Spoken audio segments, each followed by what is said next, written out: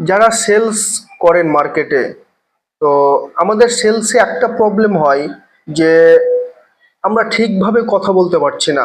কোনো একটা দোকান যাচ্ছি, সেই দোকানে গিয়ে তার বাইরে দাঁড়িয়ে ভাবছি যে দোকানটায় উঠবো, উঠলে কি সেলস পাবো। এই কাজটা করা যাবে না। কারণ কেন করা যাবে না? আপনার টার্গেট আপনাকে অ্যাচিভ করতে হবে। কিভাবে অ্যাচিভ করবেন আপনি? আপনি যদি দোকানের বাইরে এভাবে ভাবতে থাকেন তাহলে অ্যাচিভ করতে পারবেন না। সো আপনাকে কি করতে হবে? প্রত্যেকটা দোকান ভিজিট করতে হবে।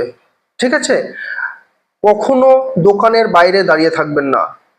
মার্কেটে যাবেন, আপনার টার্গেট প্রত্যেকটা দোকান ভিজিট করা। তাহলে আপনি পূর্ণ সেলসম্যান হতে পারবেন। আপনি 10টা দোকান ভিজিট করবেন, 5টা দোকানের অর্ডার পাবেন। 20টা দোকান ভিজিট করবেন, 10টা দোকান অর্ডার পাবেন। ঠিক আছে? আপনি যে দোকানটায় ভাবছেন বাইরে দাঁড়িয়ে থেকে, যে দোকানটা উঠবো কি উঠবো না, ধরুন আপনি উঠলেন না, তাহলে আপনাকে জানতে হবে, আপনাকে বুঝতে হবে ওই দোকানের অর্ডারটা আপনার মিস চলে গেল। কারণ ওই দোকানটা উঠলে আপনি 100% অর্ডার পেতেন। এই মানসিকতা নিয়ে মার্কেট করতে হবে আমাদেরকে। ওকে।